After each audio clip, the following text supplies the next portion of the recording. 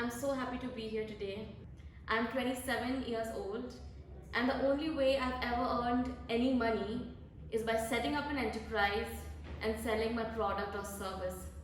So I was asked to come here today, given the growing base of people from youngsters to elders that are excited by the scope of growth that only entrepreneurship provides. I'm here to guide you through the stages of setting up the business and getting it off the ground.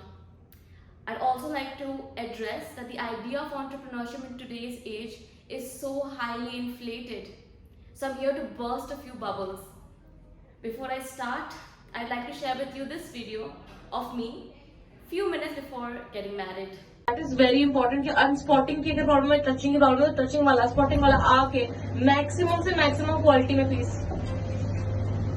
Sadiq बोलो जल्दी जल्दी जल्दी बताओ lining छोड़ो यार मैं क्या मेरा वॉइस नोट पढ़ो वॉइस नोट सुनो बस वॉइस नोट ठीक है मैं फोन रख रही वॉइस नोट सुनो bye When you see this video, you see an overly stressed out individual.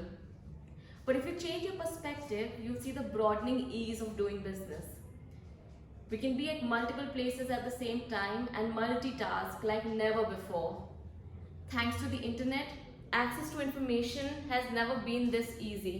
The barrier of entry has never been this low. And the networking potential of an individual has never been this broad. So the idea of entrepreneurship can be explored like never before, and rightfully so, correct? But what is it that keeps us from tapping into the infinite potential of starting something of our own? Like any other career path, business too has downsides, and it's mostly the fear of the unknown and the fear of losing what you've given it, which keeps the idea stay an idea and eventually become a memory till it's forgotten. I'm here to speak to you today on the 4 I's of entrepreneurship. The 4 I's being inspiration, instinct, implementation, and investment. I'm here to bare my soul and share with you this chapter of my life and the story of how I got started on this entrepreneurial journey. This is the story of how the seed got planted. And recall my first telling you about my role model, my first ever inspiration in life. I was 8 years old and her name was Geeta Auntie. She was a friend of my mom's and like her was a professor in a fine arts college. She would come home for lunches and dinners and I would leave me jaw dropped at how she could carve out the most beautiful floral decorations from fruits and vegetables. She could effortlessly make rangolis, and every once in a while she would pamper me. She would ask me to draw out my hand and squeeze out mehendi onto my hands into the most beautiful designs. I was also very inspired by her because she told me she was self-taught, and those were quite encouraging words. I put 2 and 2 together and very soon after put in the effort and learnt the art of mehendi. An year in, I found myself in a school fete.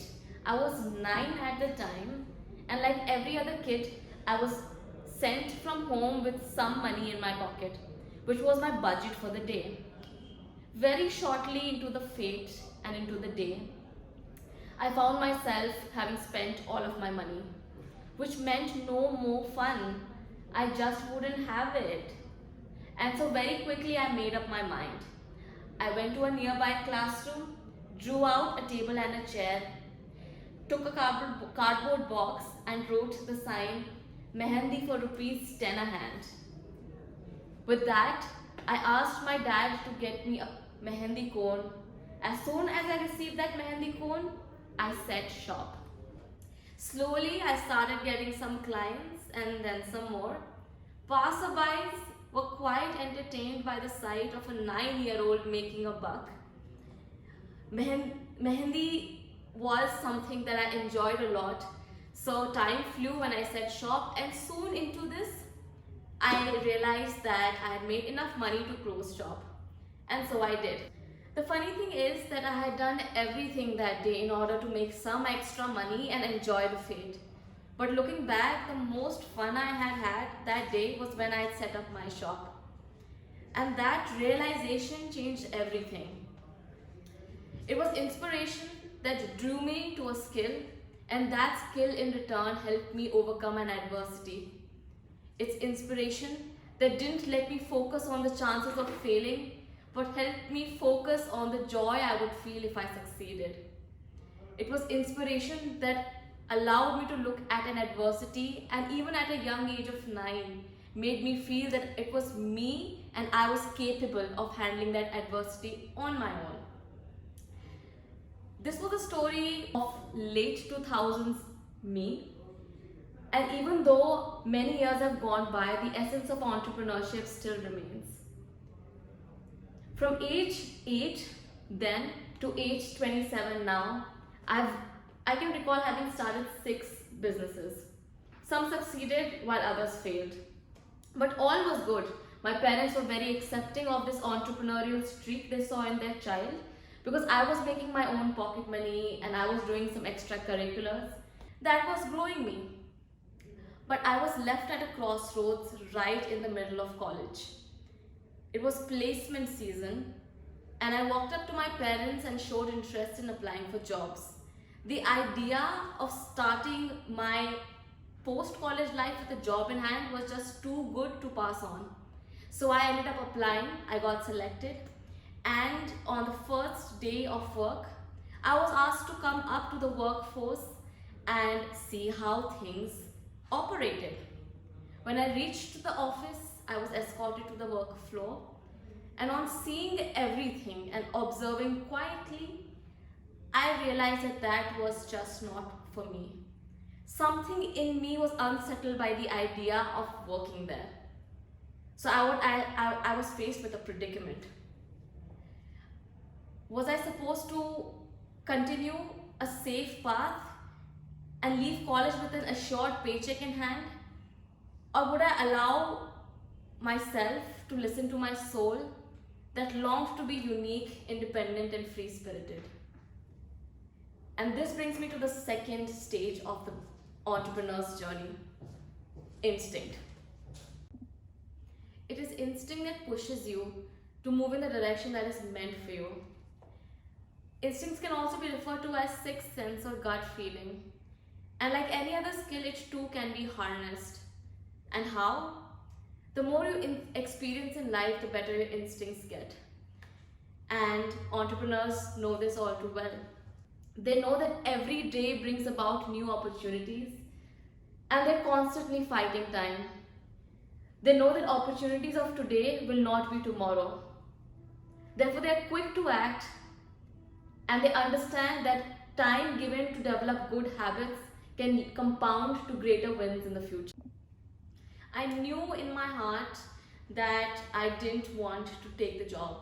So I reached out to HR and I quit. But, and mind you, a big but, I'd taken that risk knowing that I wanted to do business, but I didn't have an idea or product in mind. I had jumped off the deep end, and I had to manage and figure this out on my own. The first idea that came to mind, which stemmed from my passion for clothes, was that I wanted to start my own clothing line. I always wanted to. So I figured out a business plan.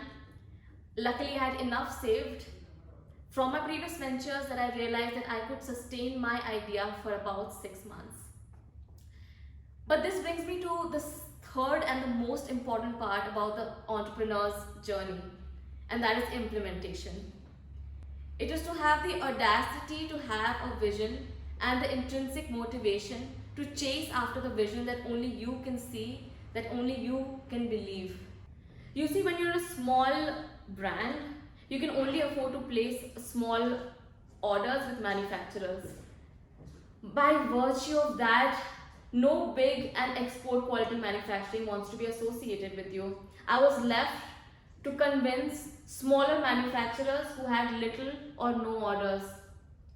These manufacturing units didn't have the right skilled labor to handle export quality products that my customers wish they could have.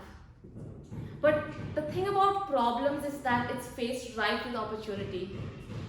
And when I was faced with this problem, I knew the opportunity that lied in it.